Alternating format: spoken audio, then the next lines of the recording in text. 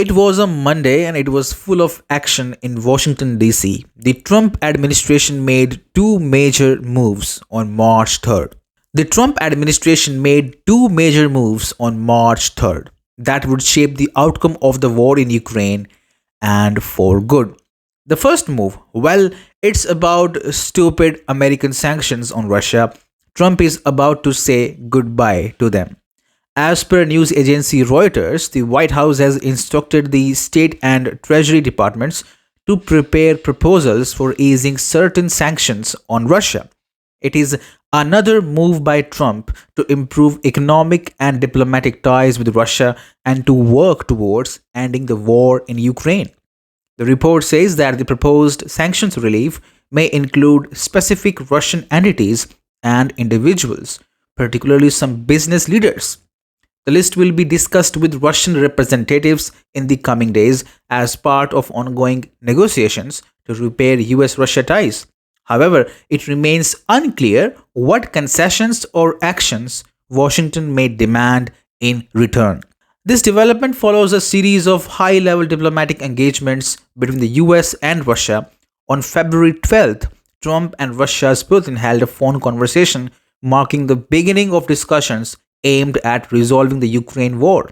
Since then, top US and Russian officials have met in Saudi Arabia and Turkey to further diplomatic talks.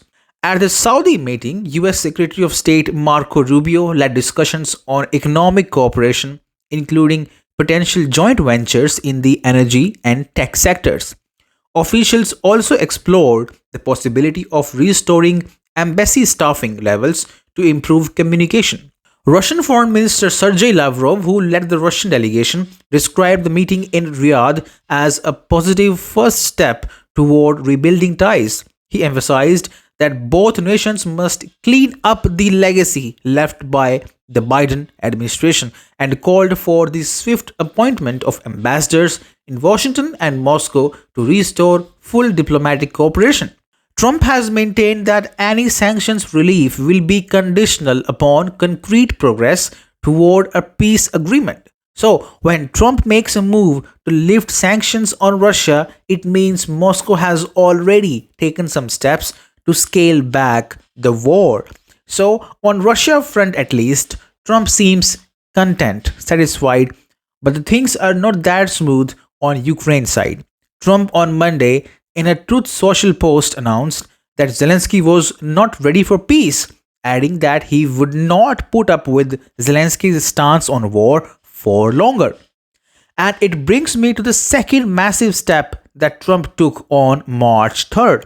Trump administration announced it was halting all military aid to Ukraine.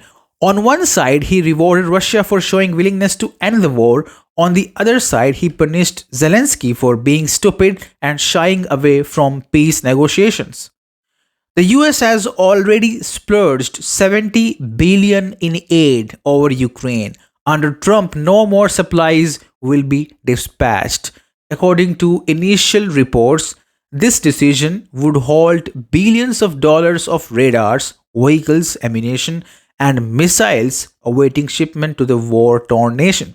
Trump maintains that American support to Ukraine has emboldened Zelensky, and an emboldened Zelensky does not want peace. So he has put Kyiv in place by withdrawing the American support.